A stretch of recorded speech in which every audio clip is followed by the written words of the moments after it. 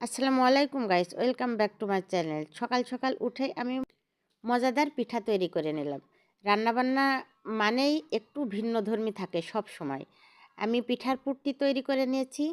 গাজর, নারিকেল, তিল আর ছিল মোরব্বা কুচি করে কেটে দেয়া।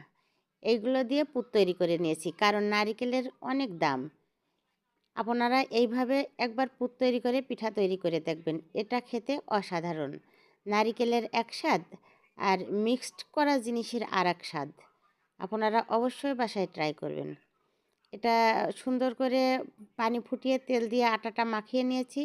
এবার দেখতেই পাচ্ছেন আমি রুটির মতো বল করে সুন্দর করে চ্যাপ্টা করে নিচ্ছি। নিয়ে প্রচুর পরিমাণে আমি এই পুরটা দিয়ে দিচ্ছি ভিতরে, মানে একদম অনেক করে দিয়ে দিচ্ছি। দিয়ে এইভাবে জড়ায়ে দেখতে পারবেন, এটা এইভাবে চেপে চেপে একটু নিয়ে এটা আমি কাইচি দিয়ে ডিজাইনটা করে নিয়েছি। আপনারা চামচের সাইড দিয়ে করে নিতে পারেন, মানে হাতের কাছে যেটা থাকবে সেটা দিয়ে করে নেওয়া যায়। আমি তো মানে কঠিন কিছু করছি না, আমি অত ডিজাইন পারি না। আর এই ডিজাইন করার পরে আপনারা উপরে যে কোনো ড্রাই ফ্রুট দিয়ে নিতে পারেন, বাদাম দিতে পারেন, কিশমিশ দিতে পারেন। আমি এখানে টুটি ফ্রুটি দিয়ে নিয়েছি। দেখতে পাচ্ছেন ডিজাইনটা কিভাবে করে নিচ্ছি। এটা চেপে চেপে দিচ্ছি দিয়ে, আর এটা আমি রাইস কুকারে পানি ভাপ দিতে দিয়ে দিয়েছি। পানি এটা রেডি করেই পানি ফুটে গেছে। আর যেটার পরে আমি পিঠা সেট করছি ওইটার উপরে একটু তেল মাখিয়ে নিয়েছি। দিয়ে এটা 10 মিনিট মতো ভাপে দিয়ে দিব।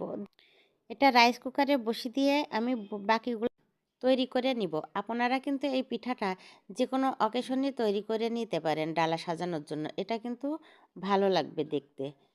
আপনারা কালার করেও মাখায়ে নিতে পারেন, মানে আলাদা আলাদা করে ভাগ করে পিঠাটা তৈরি করে নেবেন বিভিন্ন কালার দিয়ে, দেখতে আরও বেশি সুন্দর লাগবে।